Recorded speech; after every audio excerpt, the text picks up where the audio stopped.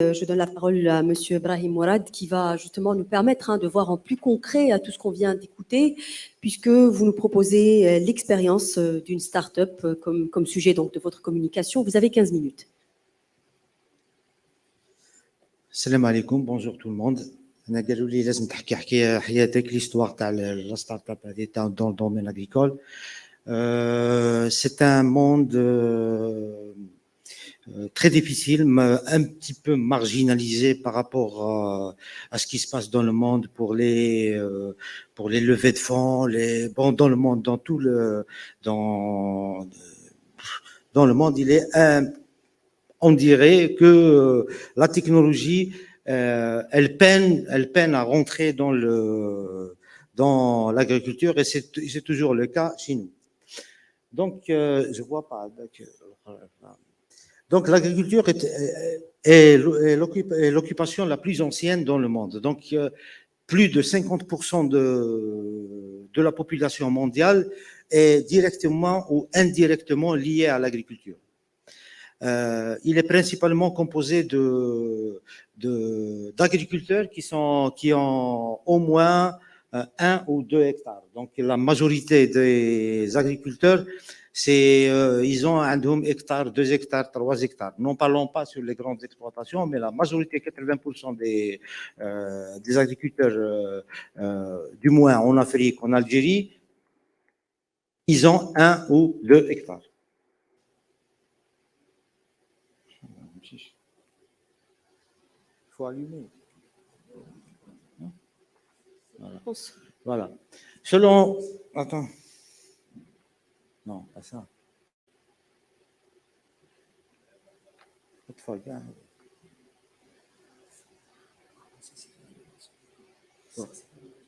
D'accord. Donc, selon les FAO, les études de l'FAO de 2014, les petits agriculteurs produisent plus de la moitié des calories alimentaires dans le monde et sont souvent responsables de la production d'une grande partie des cultures vivières. En outre, les petits agriculteurs contribuent également à la diversité alimentaire et la sécurité alimentaire en produisant de grandes variétés de cultures. Il est important de noter que les petits agriculteurs font face à de nombreux défis. Donc, l'accès aux ressources, la faible productivité, les changements climatiques, les difficultés économiques. Monsieur Mkran, il en a parlé au début. Donc, pour soutenir tous ces agriculteurs, déjà, en Algérie, donc pour juste une brèche, en Algérie, le fellah, ben moi, par exemple, je le considère comme un start-upper. Chaque année, il fellah.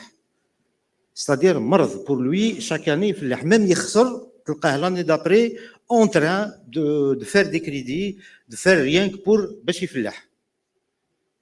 Donc, un agriculteur, pour moi, il n'y a pas quelqu'un qui a le mindset qui m'a l'agriculteur.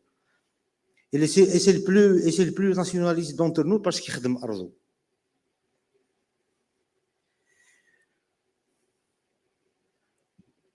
Donc, selon l'estimation de l'FAO, la population mondiale atteindrait 9,7 milliards de personnes en 2050. Ce qui signifie qu'on aura environ 2,3 milliards de bouches à nourrir.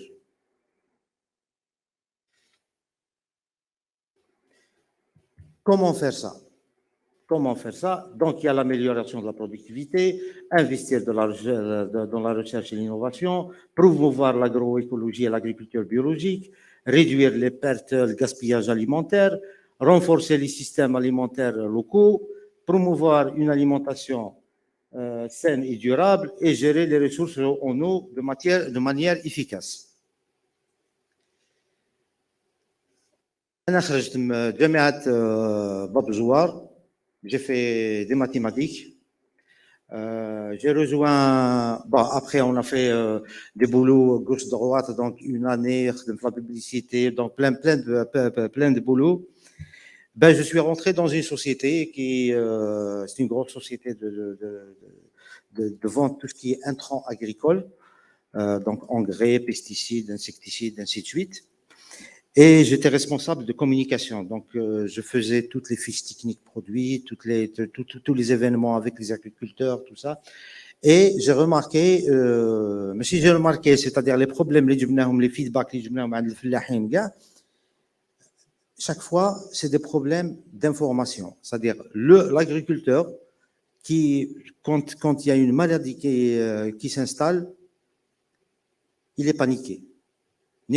Produit, quelle est la maladie, qu'est-ce que c'est que cette maladie, comment je vais faire pour trouver une réponse, une solution à ma maladie, le produit, quel est le produit que je vais ramener, et toutes ces questions. Donc, j'ai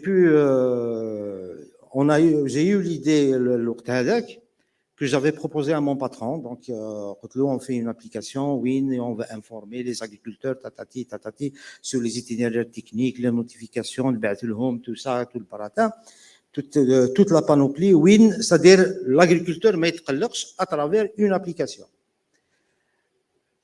Je me souviens, il m'a dit, le pognon est dans la rétention de l'information. Ça n'a pas tardé.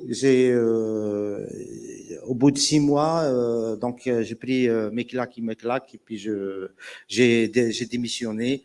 Je suis parti à Longem, j'ai fait un petit crédit, je suis allé micro, tout ça, et j'ai démarré mon projet. Bon, je faisais tout ce qui est communication pour pouvoir payer les développeurs, et on a, voilà, ça c'est. Ça, je l'ai raconté. Donc, c'est les principaux problèmes des agriculteurs dans le monde. Ils sont toujours confrontés à des pertes à cause des maladies. Donc, des maladies, des carences, des insectes. Là, c'est une étude qu'on a fait avec l'École nationale d'agronomie pour dire que quand une maladie s'installe, comme le mildiou, dans 1 hectare, on a fait un programme de traitement, de fertilisation et de traitement pour 1 hectare de pommes de terre qui coûte dans les 70 millions. Donc, si on ne traite pas, au bout de 10 jours, on perd 50% de la récolte. Si on ne traite pas après 15 jours, c'est 70% de la récolte qui part. Donc, vient cette idée de faire cette application qui s'appelle Phyto. Donc, Phyto, c'est carrément une application qui va faire et de prendre, il suffit juste de prendre une photo avec une maladie, on va la traiter, on va répondre rapidement pour l'agriculteur, on va diagnostiquer la maladie. Bien sûr, on a tendance à vouloir faire de la IA. On a déjà testé une maladie sur 2000 images. Ça nous a donné presque 92% de réussite. Mais on s'est dit, notre agriculteur, enfin en Algérie, l'agriculteur, il aime le contact avec savoir avec qui il parle. C'est-à-dire, il y a une réticence de parler avec une machine. Donc, on a un ensemble d'agronomes qui sont un peu partout, qui sont connus, qui ont de l'expérience, et c'est cela qui nous aide à pouvoir bien diagnostiquer rapidement les maladies. Donc, l'application, elle est faite comme ça, de la photo, on va lui faire un diagnostic. Quand on fait le diagnostic de la maladie, on lui donne le choix, parce que dans l'application, là, c'est les tickets qui vont sortir pour pouvoir répondre. Dans l'application, on va lui répondre et il va choisir le produit qui convient avec des filtres. Donc, les produits c'est des produits, tous les produits homologués en Algérie, donc qui sont passés par des tests, l'IMPV, tout ça. Donc, c'est des produits qui sont homologués au niveau de la DPVCT ainsi que les autres organismes pour autoriser les autorisations d'engrais. Donc, on va lui donner qui est le produit, c'est-à-dire le produit qu'il cherche. C'est le filtre les produits. Il peut chercher avec la culture, avec la maladie, avec la société, avec les délais avant récolte, parce que qui te connaît une maladie, c'est-à-dire oui, délai avant récolte. Monsieur Brahimi, il vous reste 5 minutes. D'accord, ok.